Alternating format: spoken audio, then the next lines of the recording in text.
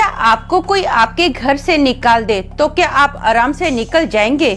जब हम इंसान होकर अपनी जगह का कब्जा नहीं छोड़ते तो जरा सोचिए वही इंसान भूत बनकर अपनी जगह छोड़ेगा क्या? 20 साल की शांति के बाद जो तूफान उठा और उसने ऐसा हंगामा मचाया कि अच्छों का पसीना छुड़वा दिया और हजारों लोग मुंह देखते रह गए, कोई उसका कुछ नहीं बिगाड़ पाया। ऐसा तो क्या देख लिया उन्होंने जिससे ये नौबत आई? आइए इस भयंकर रहस्य पर नजर डालें। हेलो दोस्तों, मेरा नाम अमन है। मैं आप सभी का मेरे YouTube चैनल कहानी रंगमंच में स्वागत करती हूँ। उम्मीद करती हूँ कि आप सभी अच्छे और स्वस्थ होंगे। इसी तरह की वीडियो देखने के लिए आप मेरे चैनल को सब्सक्राइब कीजिए और हाँ, बेल आइकन को दबाना मत भूलना ताकि आपको आने वाले वीडियो के नोटिफिकेशंस मिलते रहें। तो चलिए शुरू करते हैं आज का भयानक किस्सा। दोस्तों, आज का जो किस्सा है ये मध्य प्रदेश के एक गांव का किस्सा है। उस गांव में ना हर साल मेला भरता था। वहां पर जितने भी आसपास के गांव थे ना, उस गांव में मेला देखने के लिए आते थे। इस बार भी साल 1970 में ना इस जगह पर मेला भरा गया। आसपास के जितने भी गांव के लोग थे सब लोग मेला देखने के लिए आए। बहुत ज्यादा स्टॉल्स लगे हुए थे, बड़े बड़े झूले लगे हुए थे। सब लोग बहुत ना उत्साह में थे, बहुत इंजॉय कर रहे थे। इस मेले में ना एक रेशमा नाम की लड़की आती है जिसकी उम्र लगभग 20 साल की थी।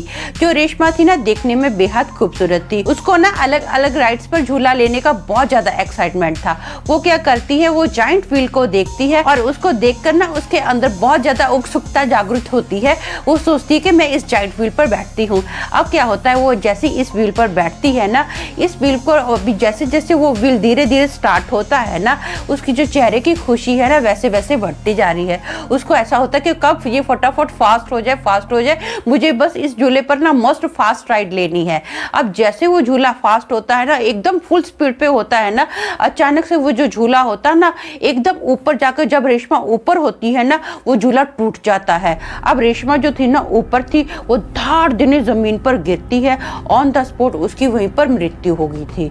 अब क्या होता है, देखो मेला तो लगने ही वाला था। सब में थोड़ा दिन, 1-2 दिन बस लोगों में अफसोस रहा कि हाँ इस लड़की के साथ ऐसा हुआ वैसा हुआ, लेकिन जो मेला था ना कंटिन्यू लग रहा था। बहुत सारे लोगों ने ना इस मेले में रेशमा की आत्मा को देखा था, जिसकी वजह से धीरे धीरे ये बात ना आसपास के सभी गांव में फैल गई थी। तो गांव वाले क्या करते थे, डर के मारे ना अभी उस मेले में आते ही नहीं थे। बहुत सारे लोग जो थे, स्टॉल्स वाले, इवन के स्टॉल्स वाले भी थे ना, उन लोगों ने भी रेशमा की आत्मा को देखा था उस मेले में घूमते हुए। तो वो स्टॉल्स वाले क्या करते थे, डर के मारे ना अपनी स्टॉल्स ऐसे ही छोड़कर वहां से भाग जाते थे। अब ये मेला फाइनली बंद हो गया है। इस गांव में ना उस दिन के बाद मतलब 20 साल तक इस गांव में यहाँ पर मेला भरा ही नहीं गया है।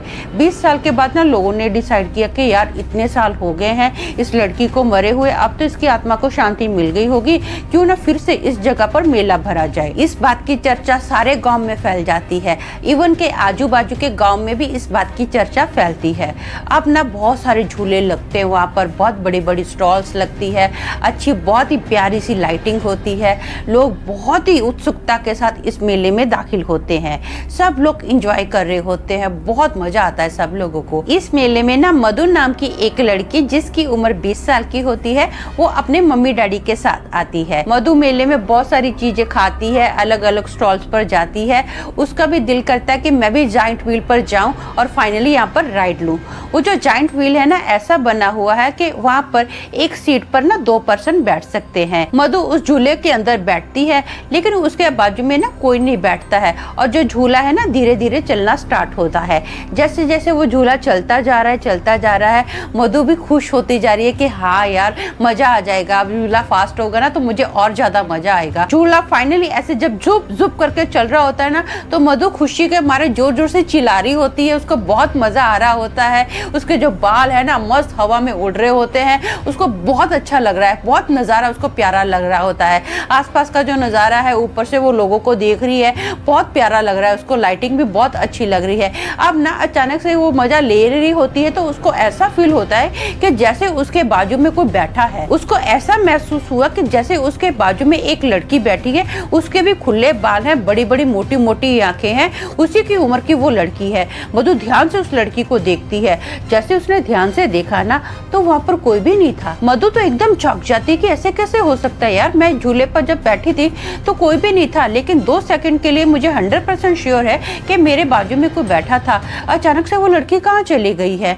अब ना ना मधु ये सोच रही होती है, उसका जो पूरा एंजॉयमेंट था वो खत्म हो जाता है। मधु थोड़ा घबरा जाती है। धीरे धीरे झूला रुकता है। मधु ने जैसे ही अपना पैर जमीन पर रखा ना, तो वो ऐसे बेंड होगी जैसे कोई लोखंड का सरिया ऐसे बेंड हो जाता है ना, मधु ऐसे बेंड होगी। उसके जो पैर थे ना धीरे धीरे अभी हवा में उड़ने लगे। उसका जो सर था ना तो वो जमीन पर था ना एग्जैक्ट ऊपर था, ऐसे उसकी मुंडी टेढ़ी थी। समझो उसका ये पैर है और उसका ये सर है, ऐसे बेंड हो गया था। उसके जो पापा होते हैं ना उसको फटाफट सर से पकड़ते हैं और उसकी मम्मी जो होती है उसको पैरों से पकड़ती है।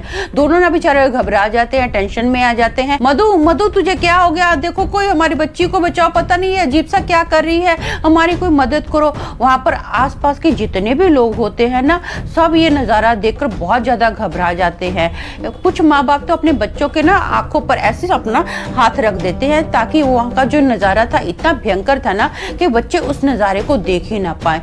अब इतनी जोर से हवा चलती है ना जैसे भयंकर वहां पर तूफान आ गया है। ऐसे मिट्टी उड़ रही है, पत्ते धनाधन उड़ रहे हैं, हवा में इतने पत्ते उड़ रहे हैं ना कि मैं बता नहीं सकती हूँ।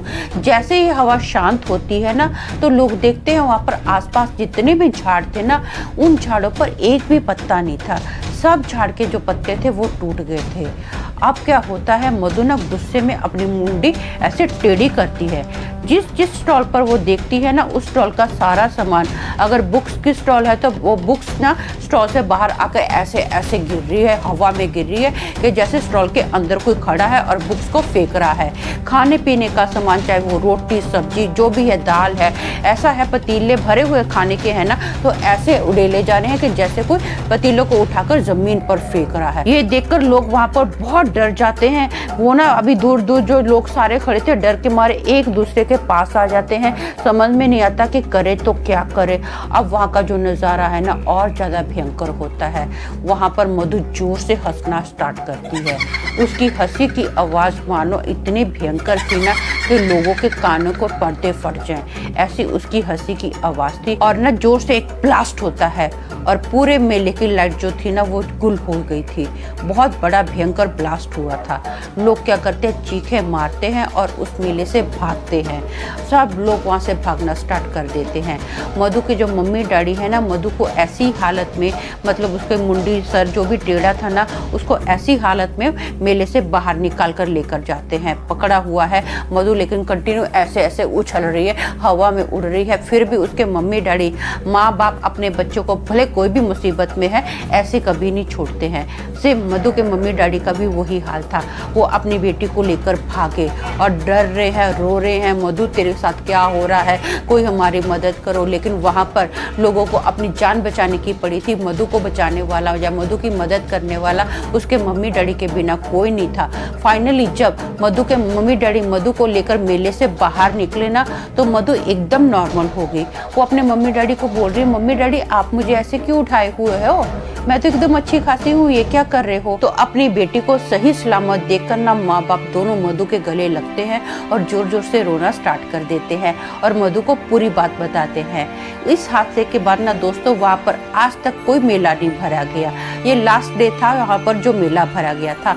उसके बाद किसी की हिम्मत ही नहीं बनी कि वहाँ पर फिर से मेला लगाया जाए। तो दोस्तों मेरा मानना ये है कि किसी भी मेले में, किसी भी राइड में या किसी भी बड़ी जगह जैसे कि डिज्नीलैंड हो, एसएल वर्ल्ड हो या नुक्कड़ का कोई छोटा सा मेला क्यों ना हो, कोई भी हमारी जान का कंसर्न नहीं लेता है। दुनिया भर का कोई भी हादसा उठाकर देख लो, जान हथेली में रखने का शौक है ना तो कहीं भी घूमने के लिए जाएं।